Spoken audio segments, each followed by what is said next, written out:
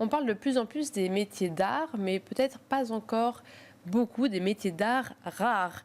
Et pour l'interview du week-end, j'ai le plaisir de recevoir Céline Liard, qui est secrétaire générale de la fondation d'entreprise AG2R La Mondiale pour la vitalité artistique.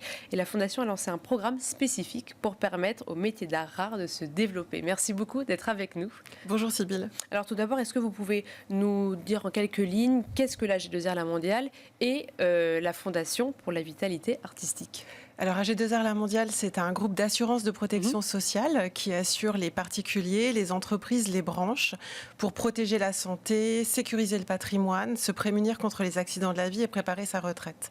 C'est un groupe qui compte près de 15 millions de clients et qui accompagne à peu près 500 000 entreprises. C'est un groupe qui a la particularité d'être un assureur de personnes à gouvernance paritaire et mutualiste et à ce titre en fait revendique un engagement citoyen très ancré dans les territoires, un engagement citoyen qui repose sur deux piliers. Un pilier social porté par une action sociale institutionnelle historique et l'action de la Fondation pour l'autonomie et la solidarité. Voilà, donc on a deux fondations dans le groupe exactement. Et un pilier culturel plus récent qui est incarné par la Fondation AG2R La Mondiale pour la vitalité artistique. Alors cette fondation, elle a été créée en 2017 de la volonté de ses fondateurs de structurer un engagement culturel plus ancien autour d'un positionnement très singulier qui est celui de l'art pour l'art en région. D'accord. On a depuis l'origine accompagné à peu près 178 dossiers dans les 3 axes thématiques qui guident notre action, la préservation du patrimoine artistique, la valorisation de la création contemporaine et la promotion des métiers d'art.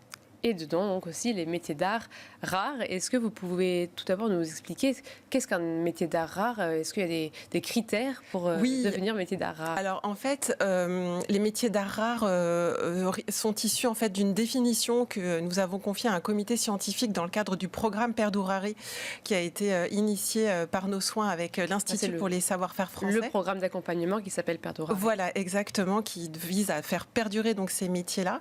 Et on a souhaité donc, s'interroger plus précisément sur la question des métiers d'art rares. Pourquoi ? Puisque les métiers d'art tout court en fait portent en eux la notion de pérennité et cette notion de pérennité, cette recherche de temps long appliquée aux métiers d'art nous paraissait intéressant d'être creusée. Donc ce programme Perdurare s'organise en 3 volets. Le premier d'entre eux est donc la définition. La définition, savoir ce qu'est un métier d'art rare. Donc cette définition est établie, des critères accompagnent cette définition et je peux en citer 2-3, notamment le fait qu'un métier en question dispose de peu de formation, de peu de détenteurs, que le matériau utilisé pour le métier se raréfie. Donc tout ça, ce sont les critères qui fondent la définition. Donc voilà, quelques métiers d'art rare peut-être en illustration. Émailliste sur métal, dinandier, éventailliste, plumassier, campaniste. Voilà, quelques-uns des premiers métiers qui ont pu être recensés dans le cadre du projet. Et là, donc le projet qui a commencé, la manière de penser cet accompagnement remonte à quelques mois, c'est ça ? Oui, alors on s'est rapproché de l'Institut pour les savoir-faire français, qui est une association reconnue d'utilité publique il y a un peu plus d'1 an. Oui.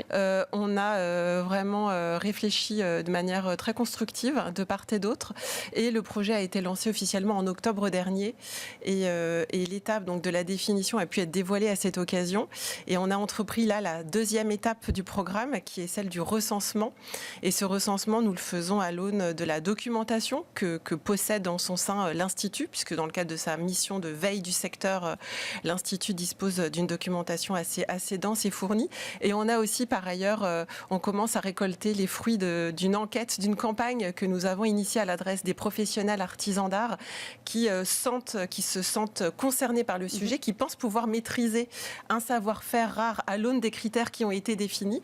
Et donc d'ailleurs, j'invite les éventuels professionnels artisans d'art qui nous regardent à se saisir de ce questionnaire et à enrichir cette base de connaissances. Et qu'est-ce qu'il faudrait faire justement dans votre accompagnement ? Qu'est-ce que vous proposez ? Et à votre avis, qu'est-ce qu'il faudrait faire pour permettre à ces métiers d'art de ne plus être rares ? Alors, nous, on a imaginé un projet qui repose sur 2 pieds, en fait. Le premier, c'est de favoriser l'attractivité de ces métiers. Donc, c'est de diffuser, d'informer au maximum maximum.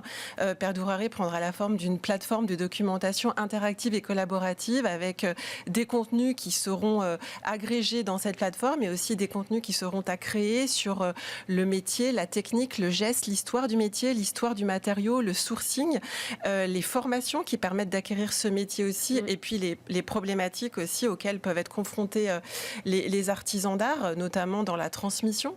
Et un deuxième volet qui est de mettre en relation les principaux intéressés, toujours dans le but de favoriser la transmission et donc la pérennité de ces savoir-faire. Donc un programme qui repose sur deux jambes, en fait, favoriser l'attractivité et en même temps conserver la mémoire de ceux qui, malheureusement, sont amenés à disparaître.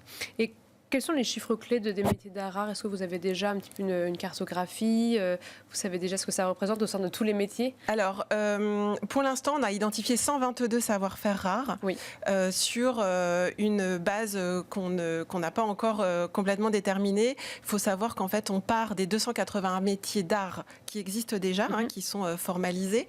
Mais les savoir-faire rares, on pense qu'on en aura un petit peu plus, notamment par le fait que savoir-faire permet d'aller au-delà du métier.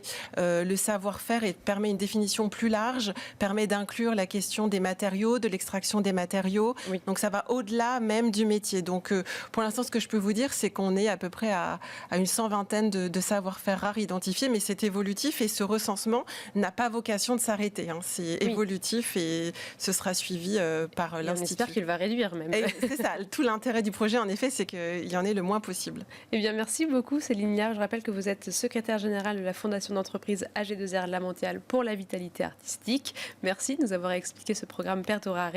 Et quant à vous, merci à toutes et à tous de nous avoir suivis. C'était Arrêt Marché, édition Week-end.